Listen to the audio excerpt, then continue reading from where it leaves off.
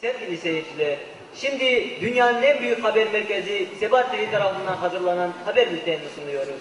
Ama önce özetler. Özetler, özetler, özetler. Her türlü koyun, inek ve öküzleriniz dünyanın en büyük et tesislerinde el değmeden itinayla kesiliyor.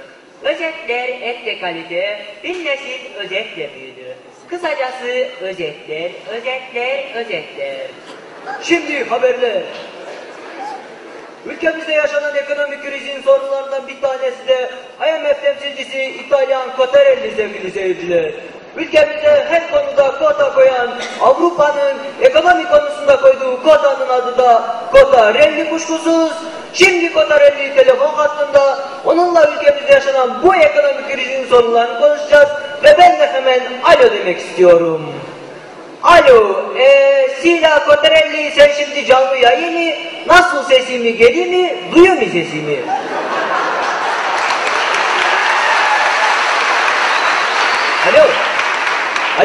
Alo bak Cottarelli dikkat çek sağını dilettiğimi yoksa dilini mi yuttuğunu? Hele emerelini ne bağırını? Kaşın sar mı bağırını? Tamam anladık canlı yayını ne ciyak bağırını? İnsan bir açar bağırını, basar beni bağırını. La Cottarelli sen ne dedin şimdi beni kötü kötü konuşturuyorsun? La açtık bağrımızı, yaktın hepimizi. Saldın başımıza bu krizi, yoksa sen zannettin mi bizi kerizi? Ya emerelini, perisi bıraktığında belgiydi, habire yiyor kerevizi. Ya sana kadın çok isindiğini, sana baba diyebilirim. Olalım seninle can ciğerini. La Cottarelli ben ne yapayım senin ciğerini? Satsam ben onu pazarını, etmez 5 parasını. Ve zaten söylemiştim, bu adamlar Cottarelli'ni, bu işi kotaramazdı bellini. Ama yok ki sakalımızı, dinlesinler lafımızı.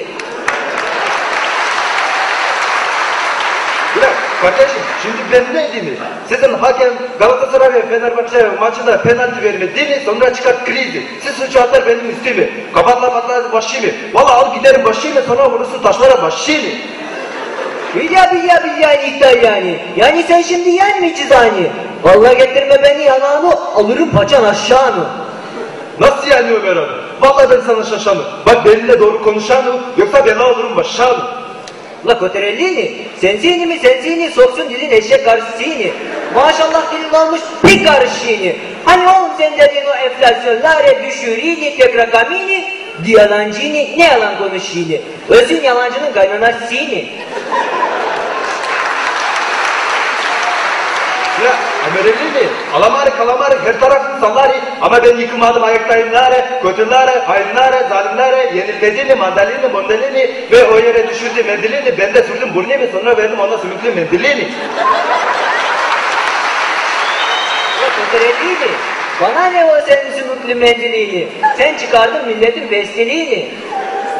Şimdi söylesene nasıl kurtulacak ülkemiz bu ekonomik krizini, sen bize hemen ilettiğini.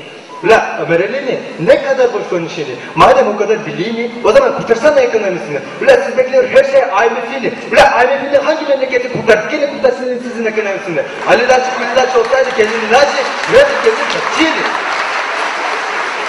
La Cottarelli, ben dikkat ettiğini, ula IMF'ini, dolarları, başka ülkelere bol bol satçığını, fakat Türkiye'ye gelini yalayın diyor avuççinizi. Yani yenilere var yeni bize yok mu yeni? Bu ne biçim çift standart yeni?